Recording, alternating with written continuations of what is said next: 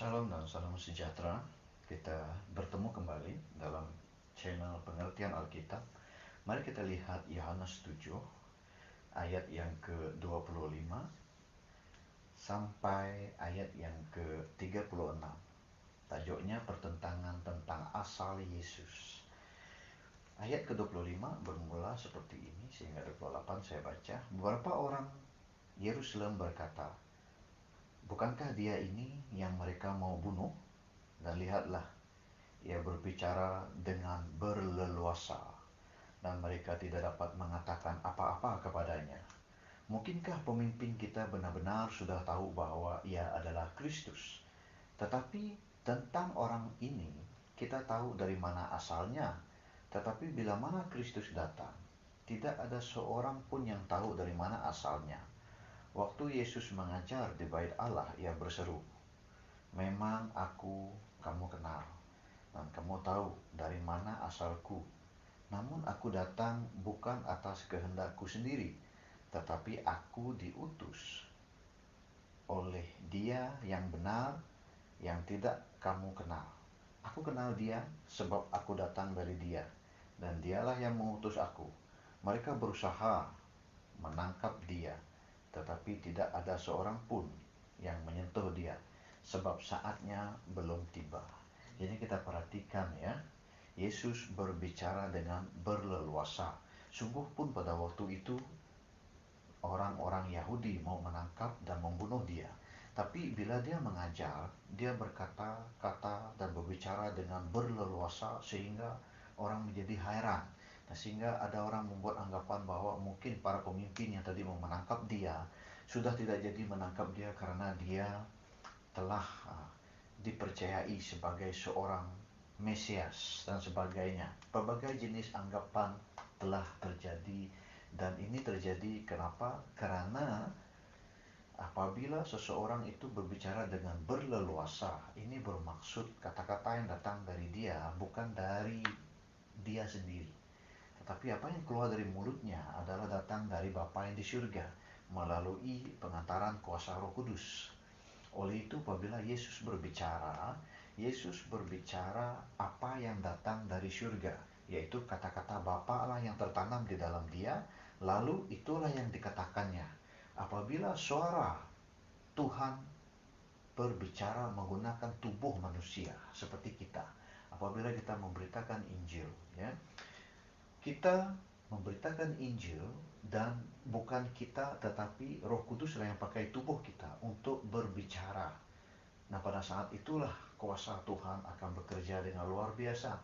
Oleh itu apabila kita berkata-kata di luar sana, apabila kita dalam pergaulan, setiap kali Anda bila dijamah oleh Roh Kudus dan Anda mulai berkata-kata tentang firman Tuhan, Anda akan melihat akan membawa perubahan.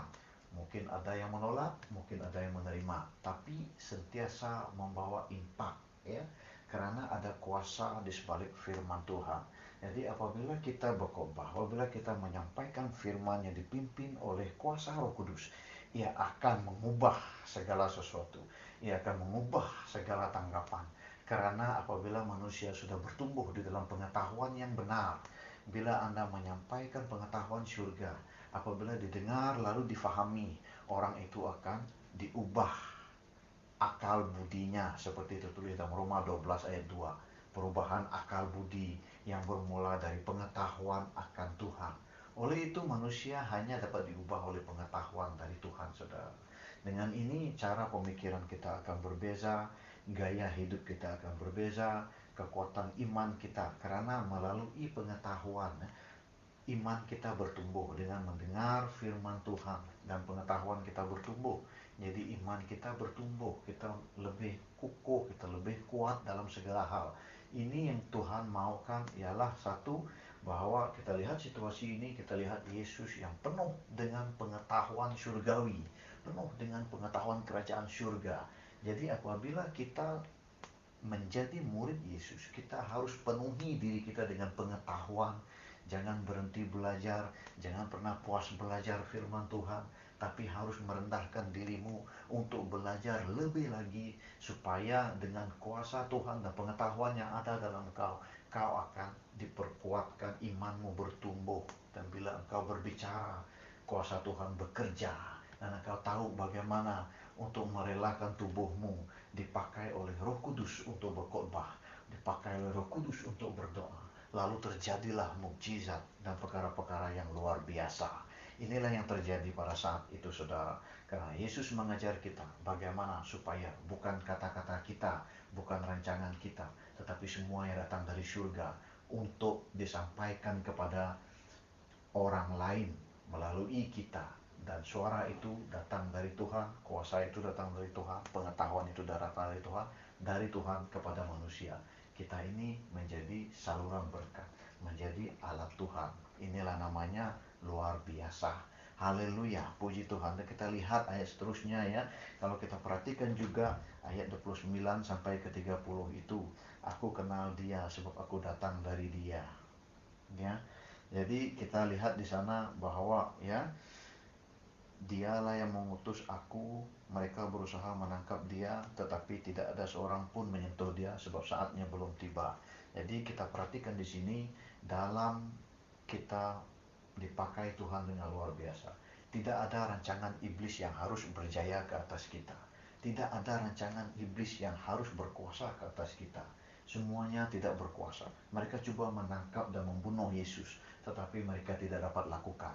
Kenapa? Karena rancangan iblis tidak akan pernah berjaya. Sungguh pun begitu. Pada akhir pelayanan Yesus, dia tahu bahwa dia akan ditangkap dan akan disalibkan. Tetapi Yesus merelakan. Kenapa? Karena itu adalah rancangan Bapa yang di surga. Oleh itu saudara, sometimes kita kena tahu, bila kita lakukan pekerjaan Tuhan, ia tidak seperti apa yang kita pikirkan. Kadang-kadang apa yang kita mau bukan itu yang kita dapat. Tetapi yang kita tahu, bila rencana Tuhan terjadi, itulah yang terbaik. Inilah yang terjadi, yang Yesus mengajar kita, bahwa dengan rancangan-rancangan jahat dia tidak akan ditangkap. Tapi pada akhirnya bila dia tangkap, itu dia relakan, karena itu untuk kemuliaan Bapa. Jadi di sini kita lihat pertama sekali, bukan kemuliaan kita, tapi kemuliaan Bapa yang di surga. Kita harus merelakan segala sesuatu terjadi dalam hidup kita karena kemuliaan Tuhan. Dan bila kita hidup di dalam firman-Nya, rancangan-rancangan iblis yang mau jatuhkan kita, itu harus digagalkan. Haleluya, puji Tuhan, praise the Lord. Kita lihat ayat 31 sampai ayat yang ke-32, saya baca. Tetapi di antara orang banyak itu ada banyak yang percaya kepadanya, dan mereka berkata, apabila Kristus datang, mungkinkah ia akan mengadakan lebih banyak mukjizat daripada yang telah dilakukan oleh dia ini? Orang-orang Farisi mendengar orang banyak membisikkan hal-hal itu mengenai dia. Dan karena itu imam-imam kepala dan orang-orang Farisi menyuruh penjaga-penjaga bait Allah untuk menangkapnya. Maka kata Yesus, tinggal sedikit waktu saja, aku akan bersama kamu, dan sesudah itu aku akan pergi kepada dia yang telah mengutus aku. Kamu akan mencari aku, tetapi tidak akan bertemu dengan aku, sebab kamu tidak dapat datang ke tempat di mana aku berada. Haleluya. Di sini kita sambung lagi. Orang-orang Yahudi itu berkata seorang kepada yang lain, kemanakah ia akan pergi sehingga kita tidak dapat bertemu dengan dia? Adakah maksudnya untuk pergi kepada mereka yang tinggal di perantauan di antara orang Yunani untuk mengajar orang Yunani? Apakah maksud perkataan yang diucapkannya ini? Kamu akan mencari aku, tetapi kamu tidak akan bertemu dengan aku, dan kamu tidak dapat datang ke tempat di mana aku berada. Di sini kita telah belajar banyak perkara. Antaranya adalah ayat 31 hingga 32 itu, kita lihat Yesus menjadi semakin populer. Semakin ramai yang mengenal Yesus, semakin mereka berbisik-bisik tentang Yesus sehingga didengar oleh orang Farisi. Lalu orang Farisi menjadi terancam, karena orang Farisi ini ajaran mereka lebih kepada hukum Taurat, dan ajaran Yesus lebih kepada hidup dalam pimpinan kuasa Roh Kudus. Lalu inilah yang membuatkan mereka merasa terancam, dan mereka karena merasa terancam inilah mereka terus ingin mempertahankan kedudukan mereka, lalu mencari jalan untuk membunuh Yesus, ya.